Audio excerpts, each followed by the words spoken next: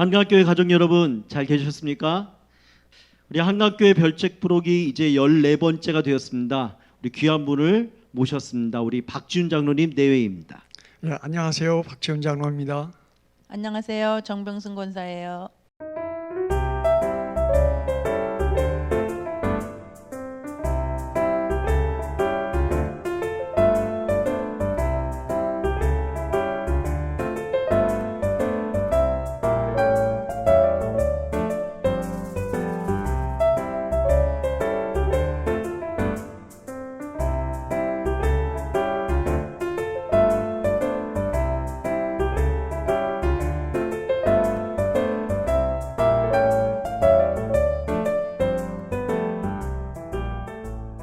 우리 교회에서 어떤 사역을 감당하고 계시죠? 예, 선임 장로고요. 예, 건축 재정을 맡고 있습니다. 네. 예. 권사님께서는요? 저는 할렐루야 찬양대에서 알토를 맡고 있고요. 권사회 회장직을 맡고 있습니다. 네. 할렐루야 찬양대가 코로나 때문에 이제 사실 서기 어려워졌는데 많이 아쉬우시겠어요. 그럼요.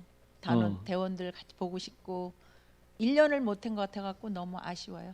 그쵸, 만 1년. 네. 예. 목소리들이 잘 준비가 되셔야 될 텐데 녹슬지 않도록 두 분을 생각하면 여주에 그냥 토박이들라는 생각이 딱 드는데 언제부터 계셨던 거예요? 저는 이제 이곳에서 낳고 이곳에서 자라다가 네. 청년부 시절에는 인천으로 가서 인천에서 이제 한 4년간을 지내게 됩니다. 그래서 그쪽에서 한 4년간을 지내다가 영장을 받고 바로 군대를 갔다가 네. 제대를 하고 이곳에 와서 지금까지 쭉 생활한 그런 케이스입니다. 그러면 장로님 여기서 태어나신 거예요? 예, 그렇습니다. 예. 권사님은요? 저도 토박이에요. 대신 토박이. 그러면 두 분은 이제 여주에서 두 분 다 태어나시고 결혼하시고 그러신 네. 거죠? 예. 예. 그 자녀들 소개 좀 한번 해주실래요? 예. 일남 일녀인데 아들은 박광훈 집사이고 네, 며느리는 이제 안미영 집사. 네, 그리고 이제 손녀로는 이제 박시원. 예, 이제 올해 대신고등학교를 갈 예정으로 있고 예. 중학교 2학년에 올라가는 이제 박수성. 농구 잘하는. 예. 키도 큽니다. 그리고 이제 그 참 걱정이긴 하는데 막내 손주가 좀 무게가 나갑니다. 네, 무게 나온 게 박수현. 수연이. 네, 박수현이고 이제 네. 딸의 가족을 얘기하면은 이제 사위가 맹영선, 명연선, 그다음에 딸이 박이슬, 박이슬. 그다음에 외손녀가 맹조하, 또 맹주이. 주희. 예, 그렇습니다. 그러면 정말 장로님네 온 가족이 우리 교회를 다니고 네. 계신 거네요. 예, 그렇습니다. 제가 자료 화면을 나중에 보여드릴 텐데요. 수연이가 정말 태어났을 때 얼마나 예뻤는지. 정말 몇 살쯤 됐을까요? 1.5세 정도 됐을까요? 네. 그때 사진이 하나 있고요. 엄청 이뻤어. 시온이가 초등학교 1, 2학년쯤 되는 것 같은데 2012년도에 그때 사진이 있어요. 그래요? 얼마나 예쁜지 몰라요. 안경이 땡그란 거 쓰고. 두 분은 그런데 어떻게 만나신 거예요? 그 사실은 이제 좀 그 이야기를 하면 긴데요. 네, 한강교회는 이제 신만교 목사님이 이제 개척을 하셨고, 신만교 목사님은 이제 저희 한 해 후배고, 예, 또 저의 동창인 정병수 목사님 지금은 이제 은퇴하셨어요. 예, 은퇴하셨는데 그분이 오금리에다가 그 오금교회라는 그 교회를 이제 개척을 하셨어요. 제대를 하고 와서 보니까 이 두 교회가 있더라고요. 이 지역에 그전에는 없었는데 네네. 예, 두 교회가 있어서 동창이 개척한 그 교회를 가노라고 오금 교회를 가게 됐습니다. 거기에서 그 전임 그 전도사님이 그때는 안 계셨고 후포리 교회에서 이제 파견식으로 주일날 오셔서 예배를 드리고 또 가시고 이런 이제 그 김독조 전도사님이라고 여자 전도사님이었어요. 네. 네, 그분이 계셨는데 그분이 중매를 했고 나중에 이제 거기에 정병수 목사님이 이제 좀 보탰습니다. 보탰어요. 예. 두 분 중에 누가 더 강력하게 끌으셨나요? 소개를? 아유 모르겠어요. 어떻게 사실은 콩깍지가 씌워서 하는 대로 예. 그 당시로는 이제 어른들이 말씀하시는 대로 네네. 따라서 한 것이 이제 이렇게 됐습니다. 처음에 이미지가 어땠어요? 정권사님 이미지가 어땠어요, 박정훈? 저는 이렇게 봤을 때 그렇게 크게 뭐 이렇게 마음에 와닿거나 네. 그런 거는 아닌데 하여튼 콩깍지가 껴서 보이지를 않았던 것 같습니다. 그때는. 지난번 박광훈 지사님도 그런 얘기했다고 집안 분위기가 어수선해졌다 그러던데 장로님 말씀 잘하셔야 될 것 같은데 예뻤다고 하셔야지. 안 입었어요. 아니 그러면 정권사님 볼 때 박장로님 그때 어땠어요? 좋은 것도 모르고 네. 우선은 배우자로서 신앙생활을 한다는 거. 그게 저는 남편감으로서는 1등이었어요. 그게 아버님 장로님, 네. 아버님 장로님이 더 강하게 얘기하셨던 거 아니었을까요? 오빠가 오빠가 정병수 목사님 오빠가 예. 그 박지훈이라는 사람이 어떠냐 예. 물으니까 작은 아버지 볼 거 없어요. 볼 거 없어요. 어. 이러시니까 아버지가 한마디도 저기 하지 않으시고 그냥 다 믿어버리고 뭐 신랑 집이 뭐를 하고 사는지 가정 형편이 어떤지 뭐 그런 것도 하나도 안 보고 그냥 사윗감짜리가 예수 믿으니까 예. 그거 하나로 다 그냥 아. 통과된 거죠. 그러면 정병수 목사님이란 분이 장로님의 친구이고 네. 예. 이 동창이자 권사님의 사촌 오빠? 친구이고. 예. 아, 그럼 자연스럽게 그러면 그분이 중매를 거의 중간에서 실제적으로 하셨다고 봐야겠네요. 그럼요. 오빠 말이 100% 오. 믿으셨지 아버지는. 예. 박 장로님 혹시 그 안미영 지사님께서 그러니까 며느리죠. 네. 젠틀하고 참 신사적이었다고 이렇게 표현을 하셨었거든요. 그래요? 예. 처음 듣는 얘기입니다. 그때도 젊었을 때도 혹시 그러셨나요? 아니면 그때는 박광문 지사님처럼 터프하셨나요?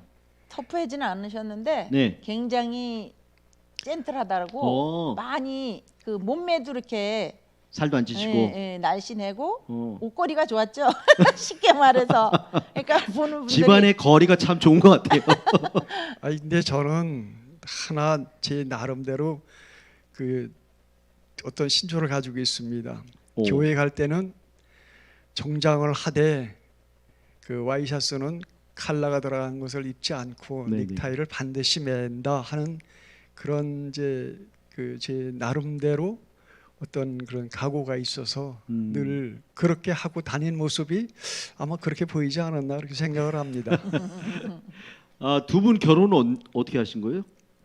중매죠 뭐 옛날에 무슨 그렇게 몇 년도에 하셨어요? 77년도. 77년도. 네. 77년도 결혼하셔서 신혼살림을 이 집에서 지금 사는 집에서 그 집에서 신혼살림을 했죠. 그러면 그 시댁이 들어온 케이스인 거 그죠? 그럼요.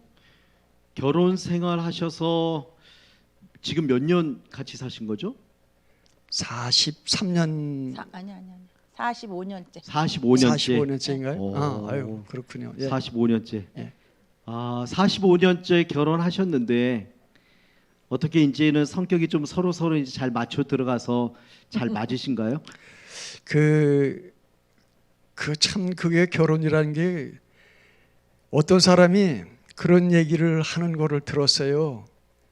결혼은 노또래요. 또 예. 그래서 왜 노또인가 하고 대박인가요?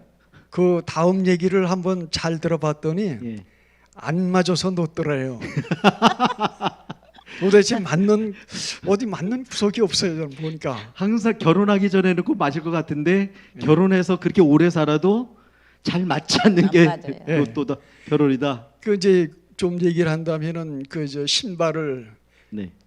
이렇게 뭐 짝짝이로 벗어놓는다든가 아, 아니면 뭐 치약 같은 거를 음. 좀 가지런히 짠데 저 성격은 또 밑에서부터 짜야 돼요. 그것을 어, 신발은 반드시 들어갈 때 잘. 가지런히 놔야 되고 어, 그리고 옷을 벗으면은 반드시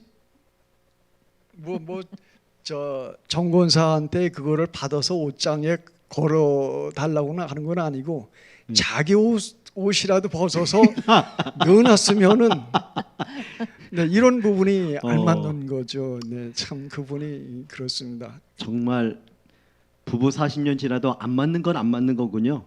또 하나가 있습니다. 괜찮으시겠어요, 장로님? 어차피 터뜨린 거 뭐 어떻게 합니까? 쓴 물건을 예. 제자리에 안 갖다 놓는 그런 습관이 있어요. 오. 네, 그참 나는 이제 집에서 농사를 짓다 보니까 농기구가 있잖아요. 네. 그 농기구를 쓰고선 제자리에 갖다 놓으면은 내가 쓸 때 잘 찾아서 쓸 텐데 그죠? 그거를 쓴 자리에 그대로 놓고 오니 온 그 밭을 집 주위를 다 헤매야 찾고 어떤 때는 찾지도 못해요. 정말 찾지도 못한 적도 있어요? 아 그러면요. 오. 권사님 입장에서는 뭐 필요한 놈이 찾겠지 뭐 이런 분위기인가요?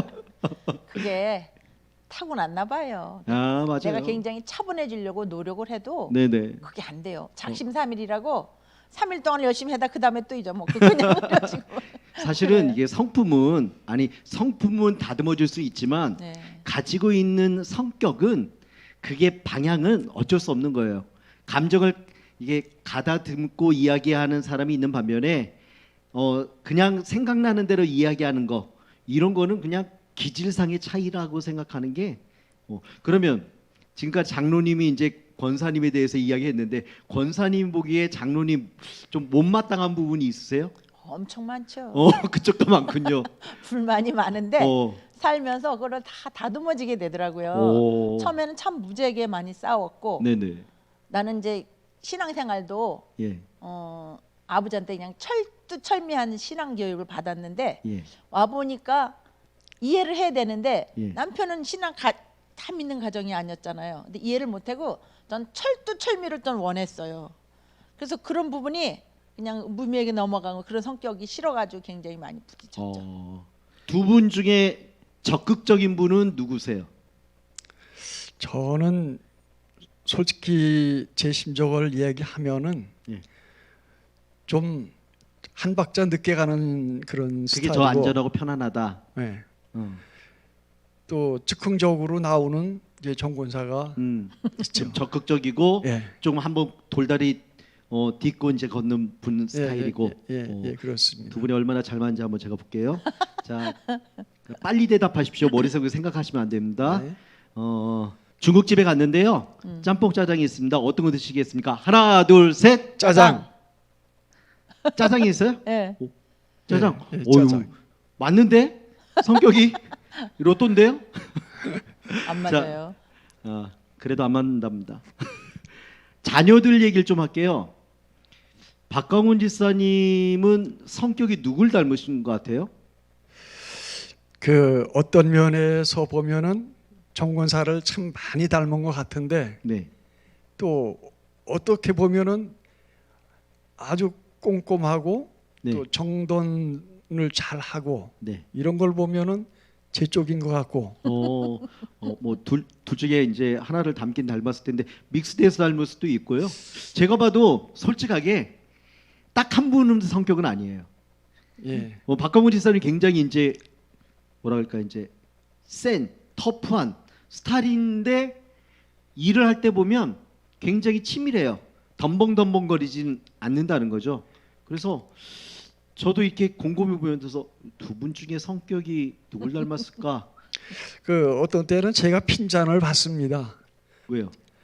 제 차는 좀 그렇게 깨끗하지 않아요. 어떻게 보면은 저도 네. 하느라고 게 하는데, 근데 광훈이는 또 어쩌다 제 차를 타면 아버지는 차도 닦지 않고 탄다고.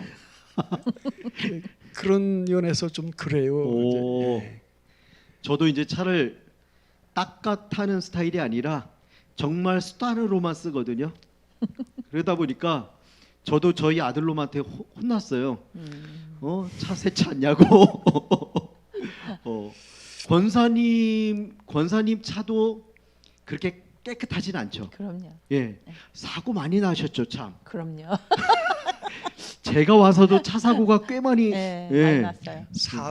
사고요. 차 사고 2대 정도는 폐차를 시켰고, 근데 사람은 안 다쳤어요. 그래도. 큰 사고는 아니었어요. 정말 하나님이 권사님을 사랑하시나 봐요. 네. 큰 사고는 아니고 자자한 사고. 예. 그리고 한 대는 그냥 그 고장이 나서 다시 한 대는 새 차였지만은 네. 이제 2대는 사실 중고차로 이제 훈련을 했어요. 처음부터. 중고차가 차라리 훈련 받을 때 좋아요. 예. 예. 박광훈 집사님이 이제 차 세일즈하고 그리고 이제 가정을 이루어서 이제 다둥이 보시면서 어떠세요?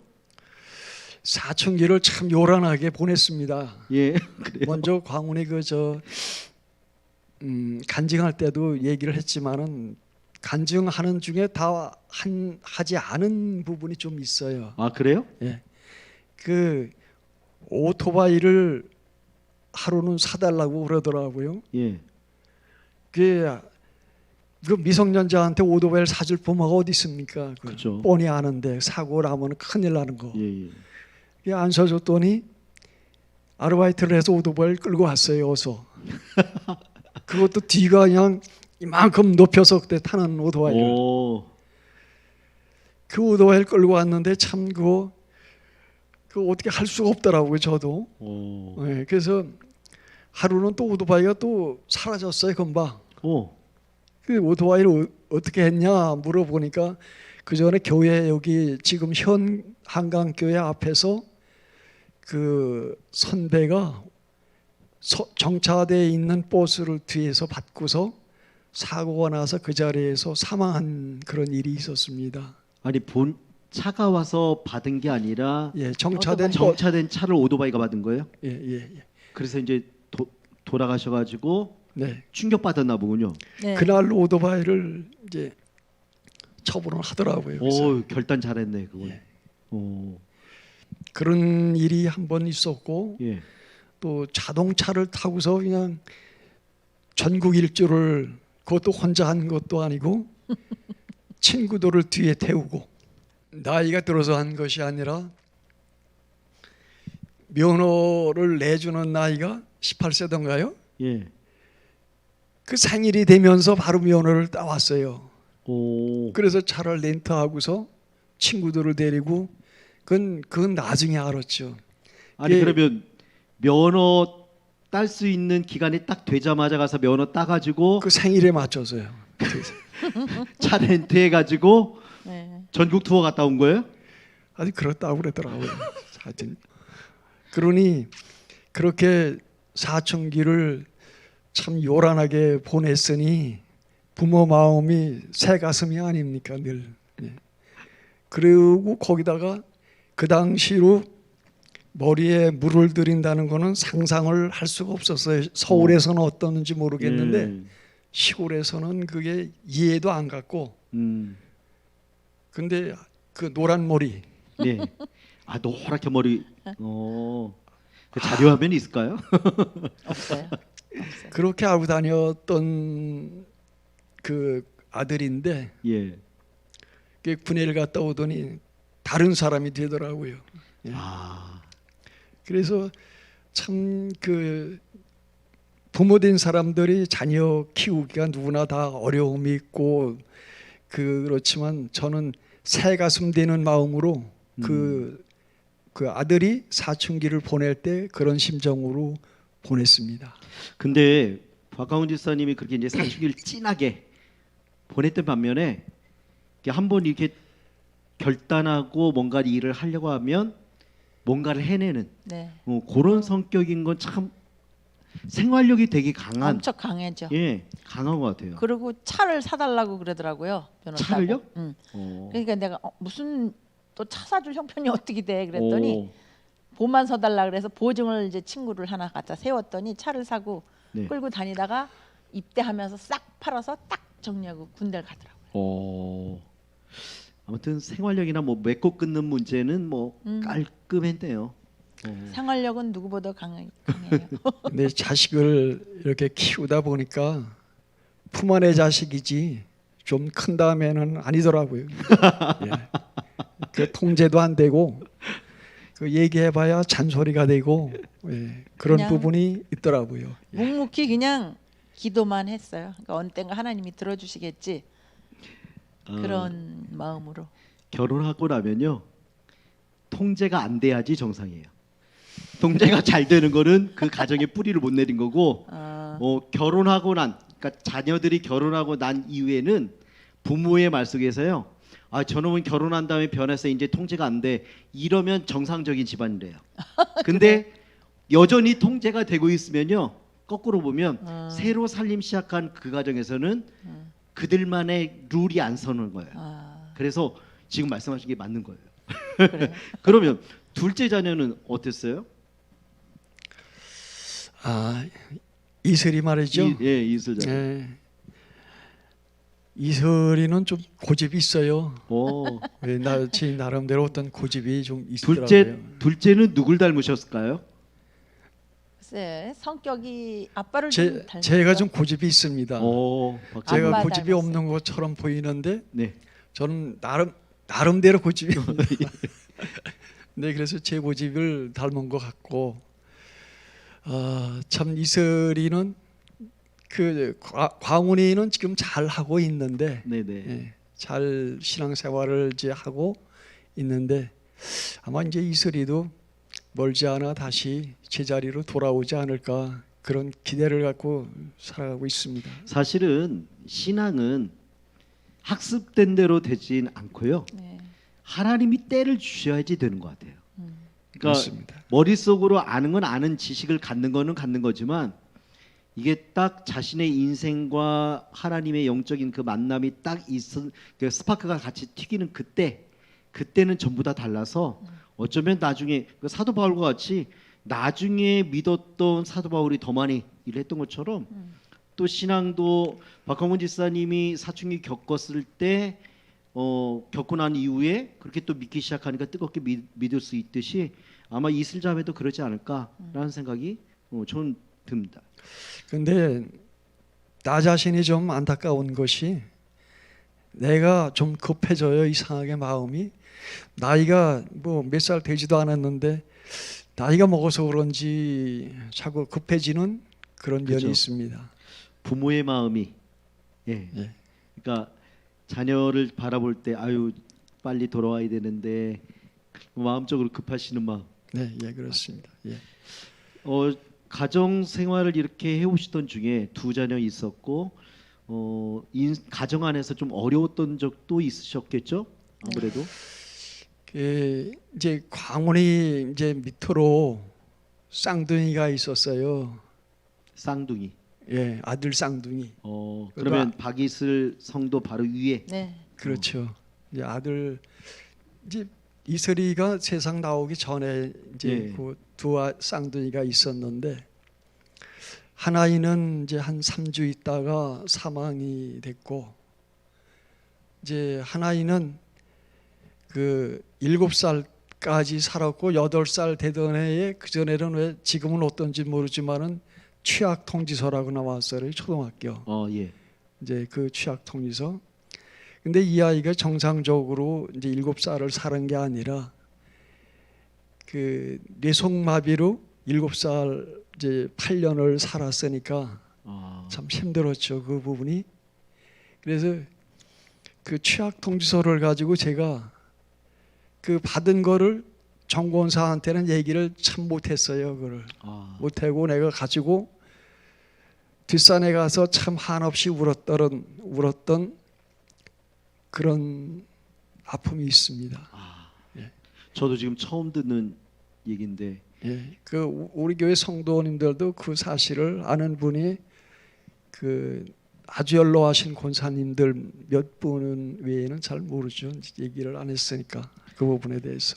그러니까 저희는 그냥 딱 그냥 박강훈 집사, 박예수 성도만 생각했는데 그 중간에 아들 둘 쌍둥이가 있었는데 결국은 둘을 다 먼저 네. 보내야 예. 마음이 굉장히 아프셨을 것이고 또 이게 장애를 가지고 있는 자녀를 이러지도 못하고 저러지도 못하다가 먼저 보내야 되는 마음이 굉장히 힘드셨을 것 같아요. 그런 말이 저는 마음에 확 와닿더라고요. 이제 뭐 부모가 돌아가면 산에다 묻고 네. 자식이 죽으면은 그 가슴에다 묻는다는 그 말이 예. 정말 비수처럼 마음에 와서 꽂히더라고요. 근데 지금도 그 돌아가신 부모님보다는 그 자식이 더 마음에 있는 게 제 심정입니다. 다른 부모님들은 어떤지는 모르지만은 저는 이제 그런 아픔이 있었습니다. 예. 이거는 우리가 경험할 수 없는 부분이라서 사실은 이게 차마 말로 표현하기는 어렵지만 자녀를 먼저 보낸다는 게 그게 참 가장 가슴 아픈. 그래서 자녀를 둔 부모 중에 어디가 좀 그 자녀가 불편하든가 이제 그런 자녀를 그런 부모를 보면은 참 마음이 아프고 그 자녀 그 부모 심정을 조금은 이제 알 것 같습니다. 그래서 참 마음이 아프죠. 그런 모습을 바라보면은. 근데 그런 부모를 가진